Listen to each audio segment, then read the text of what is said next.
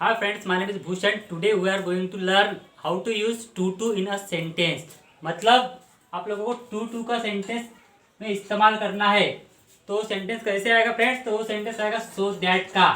मतलब so that के sentence में हम आप लोगों को to का इस्तेमाल करना मैं आज सिखाऊंगा। तो दोस्तों वीडियो में आखिर तक बने रहिए।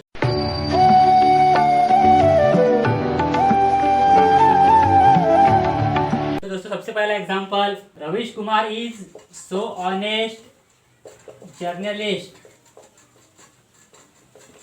दैट ही कैन नॉट गजब है। मेक फ्लैटरी लिमिट होता है संबित भाई, आप जानते हैं अच्छी तरीके से। ड्रामा का लिमिट नहीं है। ड्रामा कर रहे हैं आप, गवर्नमेंट। आपको पता है कि टेलीविजन। इसका मतलब फ्रेंड्स, रवीश कुमार एक बहुत ज्यादा ईमानदार जर्नलिस्ट है, इसलिए वो इस सेंटेंस का मतलब है दोस्तों, रवीश कुमार एक ईमानदार जर्नलिस्ट है, इसलिए वो सरकार की हाजी हाजी नहीं कर सकता। तो हम लोगों को दोस्तों टू का इस्तेमाल सेंटेंस में करना है। तो जो सब्जेक्ट है रवीश कुमार, वो जैसा का वैसा लिख लेंगे। उसके बाद में जो हेल्पिंग वर्ब है इज, वो लिख लेंगे। अब ये जो सो दिया है, सो को हटा के सो की जगह पे हम लोगों को लिखना है टू। और उसके बाद में जो एडजेक्टिव है ऑनेस्ट जर्नलिस्ट, वो जैसा का वैसा लिख लेंगे। उसके बाद दोस्तों दैट के बाद जो सेंटेंस है उसमें अगर मतलब पहला सेंटेंस का सब्जेक्ट और दूसरे सेंटेंस का सब्जेक्ट अगर एक ही है तो हम लोगों को उसको रिपीट करने की जरूरत नहीं है। हम लोगों को डायरेक्टली जो मेन वर्ब है दूसरे सेंटेंस में का, उससे पहले टू लिख के बाकी सेंटेंस जैसा का वैसा लिखना है। तो यहाँ पर दूसरे सेंटेंस में मेन वर्ब क्या है? तो मेक। तो दैट ही कैन नॉट हम लोगों को लिखने की जरूरत नहीं है। क्यों नहीं है? क्योंकि पहला जो सब्जेक्ट है वो सेम है दूसरे सेंटेंस में भी। अगर सब्जेक्ट चेंज होता, मतलब अलग दूसरा कोई यहाँ पे सब्जेक्ट होता, तब हम लोग इस्तेमाल उसका करते। लेकिन सब्जेक्ट सेम होने की वजह से हम लोगों को दोबारा लिखने की जरूरत नहीं है। तो टू के बाद हम लोग क्या लिखेंगे? मेन वर्ब के बाद का पूरा सेंटेंस लिख लेंगे मेन वर्ब को मिलाकर। मतलब to make flattery of government. तो दोनों का मीनिंग सेम है दोस्तों। मतलब पहला सेंटेंस का मीनिंग क्या है? रवीश कुमार इतना ईमानदार है, मतलब इतना ईमानदार जर्नलिस्ट है कि वो सरकार की हाजी हाजी नहीं कर सकता। दूसरे सेंटेंस का मीनिंग क्या है? Ravish Kumar is too honest journalist to make flattery of government. दूसरे सेंटेंस का मतलब है कि गवर्नमेंट की फ्लैटरी, मतलब गवर्नमेंट की हाजी हाजी करने के लिए रवीश कुमार बहुत ही ज्यादा ऑनेस्ट पर्सन है, मतलब वो नहीं कर सकता।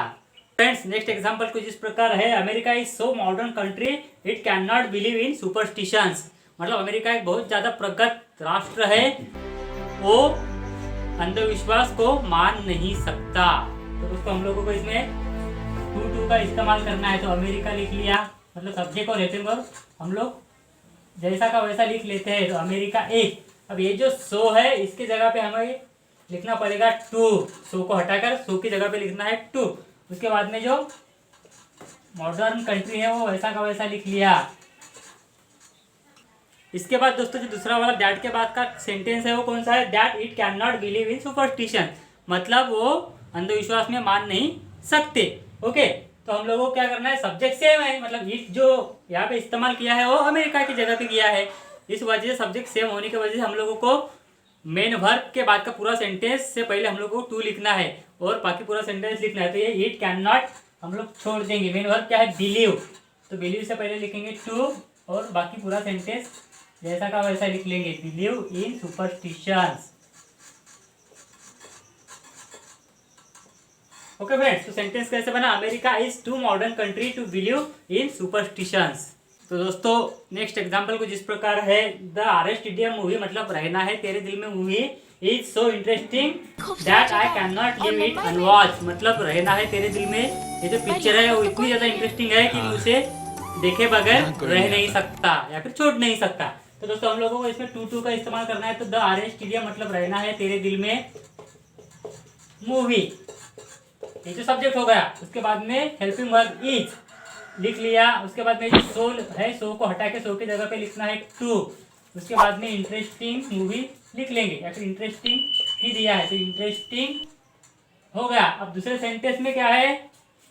दैट के बाद सब्जेक्ट जो है वो पहला और दूसरा सब्जेक्ट मैच करता है, मतलब सेम सब्जेक्ट नहीं है।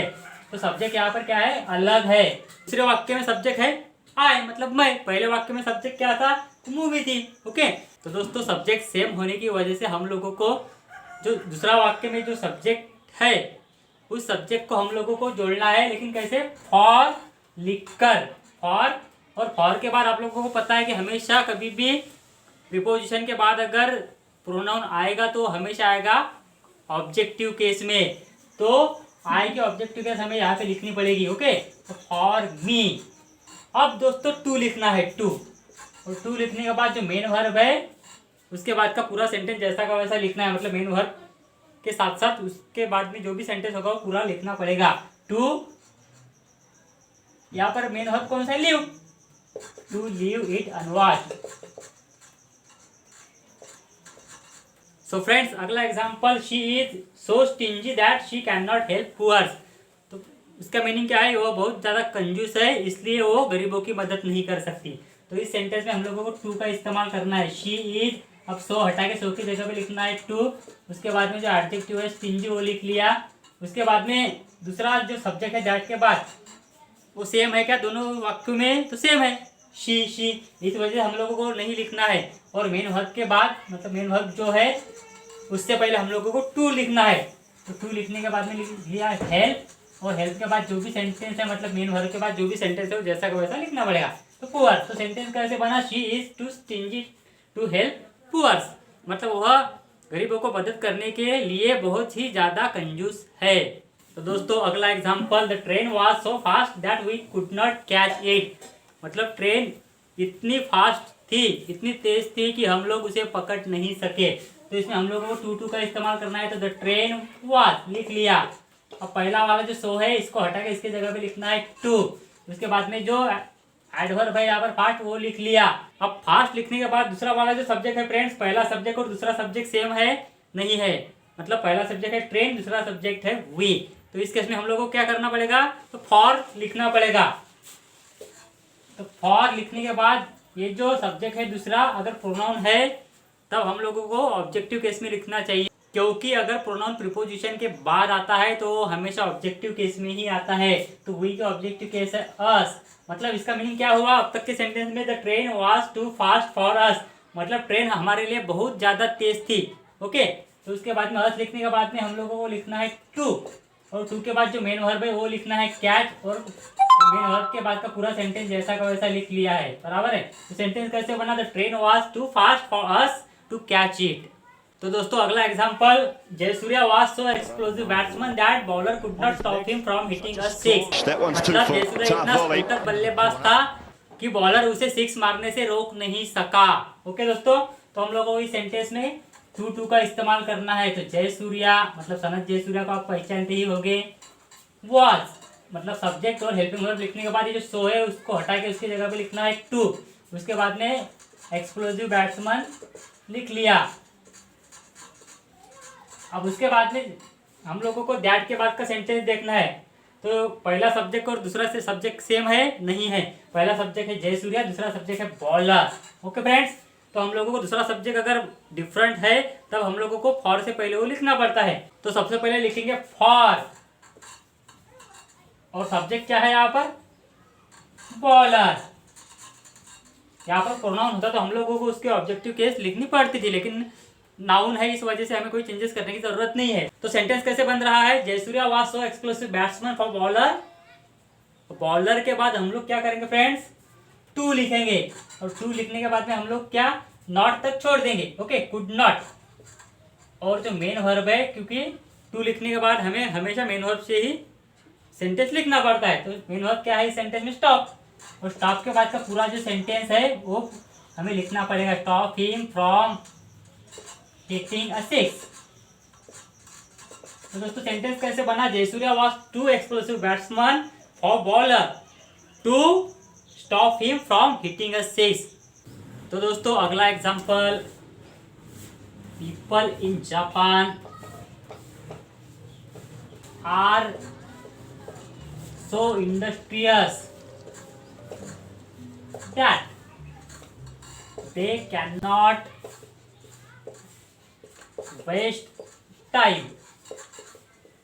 मतलब जापान के लोग इतने ज्यादा मेहनती है कि वो टाइम वेस्ट नहीं कर सकते। तो इस सेंटेंस में हम लोग इस्तेमाल करेंगे टू का। तो people in Japan are for लिखने के बाद हम लोगों को ये जो सो है, सो हटा के सो की जगह पे लिखना है टू, और जो एडजेक्टिव है इंडस्ट्रियस, इंडस्ट्रियस मतलब मेहनती, वो लिख लिया। उसके बाद में दैट के बाद का सेंटेंस देखना है।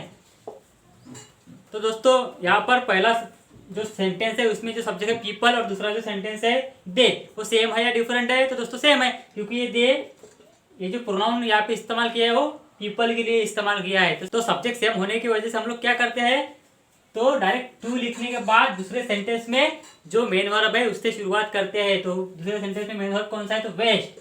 टू के बाद हम लोग लिखेंगे वेस्ट, और वेस्ट के बाद जो भी सेंटेंस रहेगा वो पूरा लिखेंगे। यहाँ पर वेस्ट टाइम तक ही है। ओके, तो सेंटेंस कैसे बना, people in Japan are too industrious to waste time. So friends, अगला एग्जांपल कुछ इस प्रकार है, Modi is so candid that global leaders can not avoid meeting him. Okay, मतलब मोदी इतने ज्यादा कैंडिड मतलब फ्रैंक है, टॉकेटिव है, इस वजह से जो जागतिक लेवल के जो लीडर्स है, अंतरराष्ट्रीय लेवल के जो लीडर्स है, वो उनसे मीटिंग अवॉइड मतलब टाल नहीं सकते, अवॉइड नहीं कर सकते। तो दोस्तों इस सेंटेंस में हम लोग इस्तेमाल करेंगे टू का। तो मोदी इज लिख लिया, उसके बाद में सो हटा के उसकी जगह पे लिख लिया टू।